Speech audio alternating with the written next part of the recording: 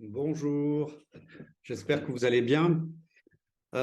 Aujourd'hui, je vais vous parler d'une personne que j'accompagne, qui est manager à l'étranger et qui a un problème avec ses émotions, un problème important puisqu'elle me fait part aujourd'hui de sa difficulté en fait à montrer ses émotions, à parler de ses émotions et d'avoir l'effet contraire, c'est-à-dire que comme elle met une carapace, comme elle dit, sur ses émotions et qu'elle les montre pas, en fait, ce qui se passe, c'est qu'elle les contient, les contient, les contient en elle. Et puis à un moment donné, ben voilà, chasser naturel, il revient au galop.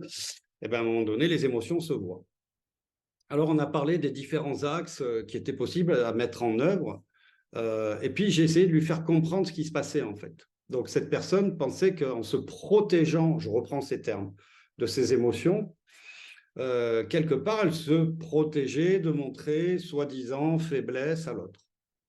Et en fait, elle a compris que nous avons tous un vase émotionnel à l'intérieur de nous qui se remplit au fur et à mesure que nous vivons des émotions.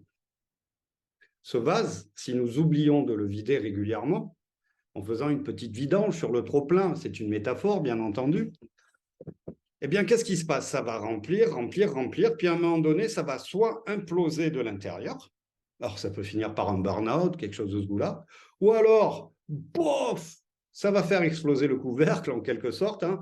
Vous savez, la petite goutte d'eau qui fait déborder le vase, comme on dit, et là, il va y avoir des répercussions sur son environnement. Donc, nous avons vu deux pistes pour commencer à travailler, puisque nous allons approfondir ça lors des séances prochaines. Donc, la première, c'est la notion de vidange des émotions.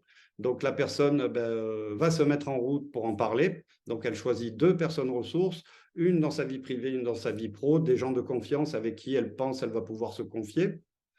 Et puis, je lui ai prescrit de commencer à mettre des mots, M-O-T-S, sur ces mots M-A-E-X par écrit, pour pouvoir commencer à reconnaître les émotions, mettre des mots dessus, c'est commencer à réguler les émotions. Voilà, je voulais vous faire profiter de ça aujourd'hui. Donc, pensez à mettre des mots sur vos mots. C'est un premier pas vers la régulation émotionnelle. À bientôt pour de nouvelles émotions. Portez-vous bien.